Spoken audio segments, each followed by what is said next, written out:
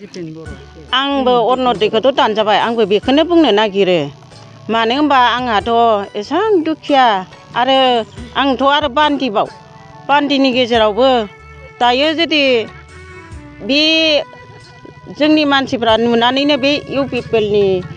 सरखार फैनाय लोगो लोगो जोंखौ गैयि नुनानै जोंखौ थिखांदोंमोन अरुनदयाव थिखांनानै मोनबायबो थाबायमोन जों मोननानै आरो दा आरो सरखार गोदान फैनाय लोगो लोगो बि पि एफ सरखार गोदान फैनाय लोगो लोगो जोंखौ मा नुनानै मानो दानखो बेखौनो आं बिराद दुखु मोननाय थाबाय आरो आंबो अरुनदयखौथ' दानजाबाय आंबो बेखौनो बुंनो नागिरो मानो होनबा आंहाथ' एसेबां दुखिया आरो आंथ' आरो बान्दिबाव बान्दिनि गेजेरावबो दायो जुदि बे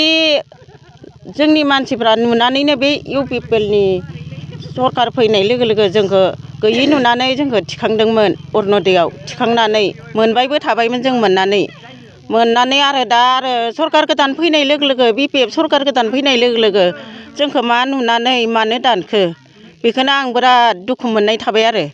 दुखु मोननाय बेनि थाखायनो दायो आङो बेबायदि बुंनो लुगैबाय बेखौ बेनिफ्राय 9,000खौबो आं मोनाखै 9,000नि सिगाङाव डिसेम्बर खाथियाव सोनानै होगारदोंमोन मास मोनसे 12,000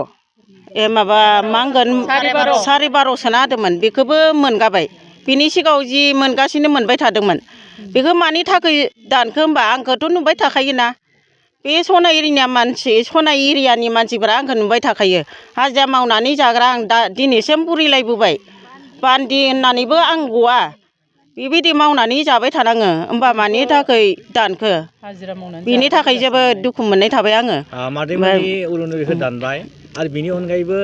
दा गोदान सरकार फैनाय लोगो लोगोनो 2 लाख होदों 10,000 होदों 20,000 होदों बिदि गुबुन गुबुन IBS होदों बेबायदि रांफोरखौ मादैमोना सोरबाफोर मोनदों नामा 10,000खौबो मोनाखै जोङो सोर मोनखो बिदिब्ला बेफोर रांखौ 10,000खौ सोरबाया सेल्फ हेल्प ग्रुप थानाय मा थानायफोरा मोनदों बेखौबा आं मोनाखै आरो ओमफ्राय आमोलावनो जाखानाय खामोन आरो आं मोननाया जोङोथ' आरो